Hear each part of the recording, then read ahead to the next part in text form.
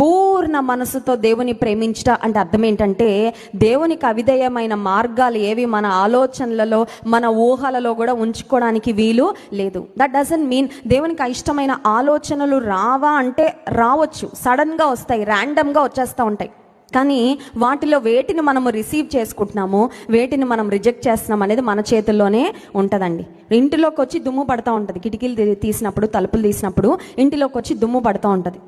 దుమ్ము పడకుండా ఆపలేము మనం, ఎందుకంటే గాలికి దుమ్ము పడుతుంది. ఇప్పుడు ఆ వచ్చిన దుమ్ముని ఇంట్లో పెట్టుకుంటున్నామా, లేదంటే క్లీన్ చేసి దాన్ని మళ్ళీ బయటకు పడేస్తున్నామా అనేది అది మన చేతుల్లో ఉంది. ఇప్పుడు మనసులోకి కూడా దేవునికి ఇష్టం లేని, దేవుని యొక్క వాక్యానికి విరుద్ధమైన ఆలోచనలు, తలంపులు రావడము మానవులంగా మనకు సహజము. కానీ అటువంటి ఆలోచనలు మనం స్వీకరించి వాటిని ఫీడ్ చేస్తూ, చూడండి కొన్నిసార్లు ఒక్క తప్పుడు ఆలోచన రాగానే దానికి ఇంకా అగ్నికి ఆజ్యం పోసినట్లు కొంతమంది ఇంకా దాని మీద కూర్చుంటారు అనమాట.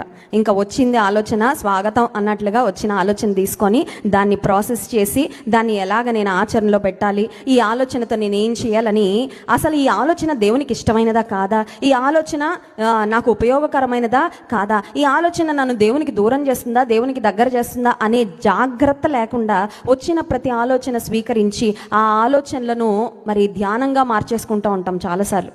కానీ పూర్ణ మనస్సుతో దేవుని ప్రేమించడం అంటే అర్థం ఏంటంటే, wholeheartedly, with all your mind, intentionally